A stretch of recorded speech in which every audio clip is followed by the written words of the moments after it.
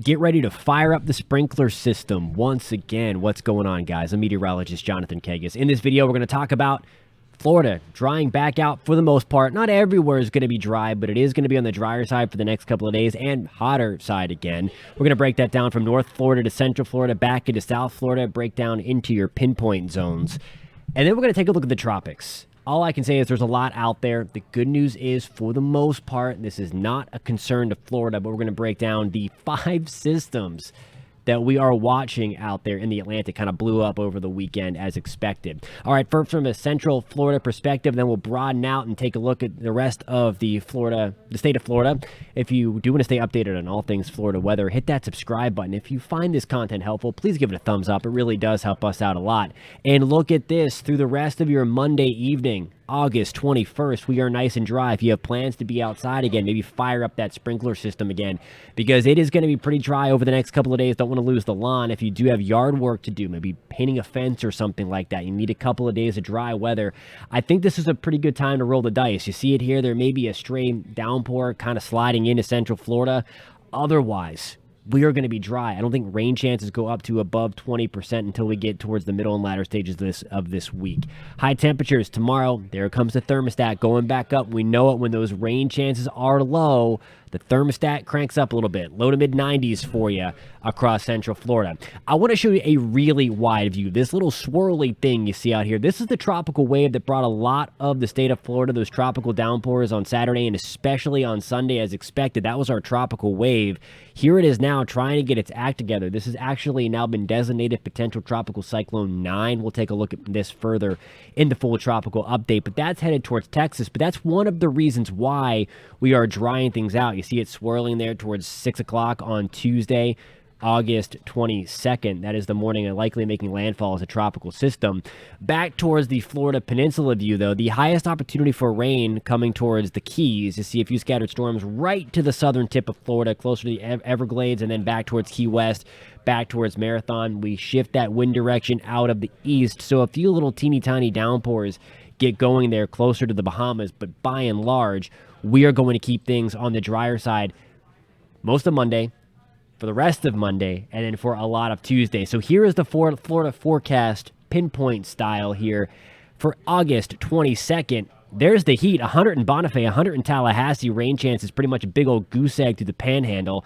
Just a slim shot in Gainesville. Temperatures get back up into the mid-90s, a little bit cooler with that easterly breeze right off the Atlantic in St. Augustine. Now taking you further back down towards Central Florida, here comes the heat again. Temperatures back towards the middle 90s in Ocala. Just a 10% shot for a storm. 20% chance in Orlando. Most places, though, slim to none. So if you do have something to do outside, you're going to be dry. It is going to be blazing hot again. Though not as hot as it was a couple of weeks ago, but still a little bit hotter than, again, above average. 92 degrees is the average high temperature in Central Florida. Here we go. There's that 30% shot in Marathon for a few storms, a 20% chance in Key West. Miami, we also have a 20% shot. Any kind of storm activity will be short-lived. It's not going to last long. Most of us through South Florida are going to be dry. Okeechobee, only a 10% chance. Fort Myers, big old goose egg for us, 10% chance in Sarasota and Bradenton. We should stay on the drier side as well. Here we go. Tropical update for you. That is newly designated potential tropical cyclone 9 right there. You saw that little L pop up. And again, we showed you that future radar towards Texas. That could make landfall as a tropical storm early on Tuesday morning. Here is Tropical Storm Franklin blowing up and blossoming in the central and eastern Caribbean. This could become a hurricane as it lifts north beyond the Dominican Republic and may end up being something for maybe Nova Scotia. We're going to watch that for Newfoundland. Gert, it's pretty much no more. It's getting ripped to pieces. We talked about the increased wind shear in this part of the country, this part of the world, I should say. That's the ocean out there. But we talked about the increased wind shear and the dry air that really was going to wreak havoc. While those storms did become named by the Hurricane Center, Emily's already gone, ripped apart. There's hardly a cloud in the sky out there. So the dry air, as expected, doing a number on that very short-lived system. Another juicy tropical wave has rolled off of Africa. We are going to watch that. I want to show you the kind of the European forecast over the next 10 days. One of the reasons why is because there may be a little rumblings of some stuff on social media that you may have seen because there's some forecast models that blow up a huge hurricane either to Texas or to Florida or to somewhere or to whatever. We're going to talk about that in just 1 second. First and foremost here, we're starting with August 21st.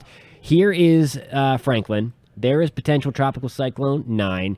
Gert, going to be gone soon. Emily already gone. That's the circulation associated with that.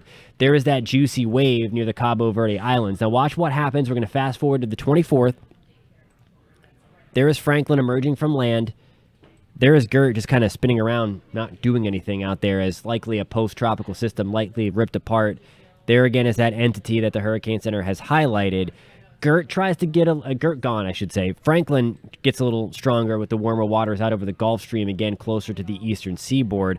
That should stay out over the Atlantic waters until we're going to watch that closely for Nova Scotia, Newfoundland. It may have a play in some coastal flooding, though, in New England, so we'll watch that closely. Look at the date, though. That's August 31st. There's still a lot to iron out. But then look at this little thing here. That's another system. That's another system. So the Euro wants to keep things active. The point I want to make with this is that there may be something in this general realm that we're going to have to watch for the last few days of August, maybe the first couple of days of September.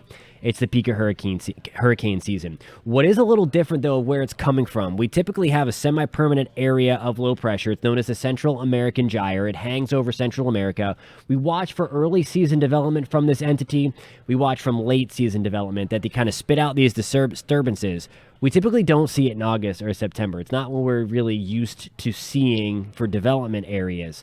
Nonetheless, modeling has been consistent anyway with showing something developing somewhere in this area. So if you're in Florida, which if you're watching this in Florida, again, it is the Florida forecast, don't put stock into what some of those models have been showing because nobody knows where, if something is going to get going or if it's coming to Florida at that. You see in this rendition here of the Euro, it wants to put it towards the North Gulf Coast. So again, just keep that in mind.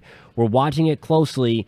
There are growing indications that we are going to get something to develop maybe in the Western Caribbean, Southern Gulf of Mexico that would have to be on guard, but that remains to be seen. But the timeline on that going to be 7 to 10 days out. It's plastered over social media as a strong hurricane.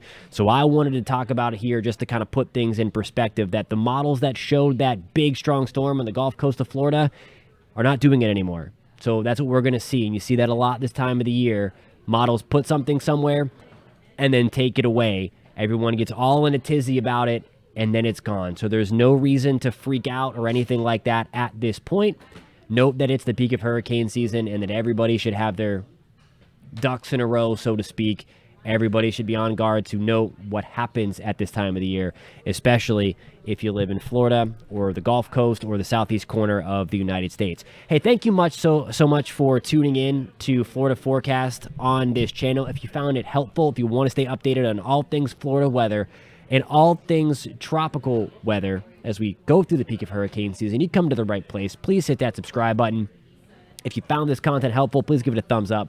Any feedback, if you want to see something different, I'm open to that. Again, this is a conversation we're having here on this channel. So please let me know in the comments, and I'll catch you next time.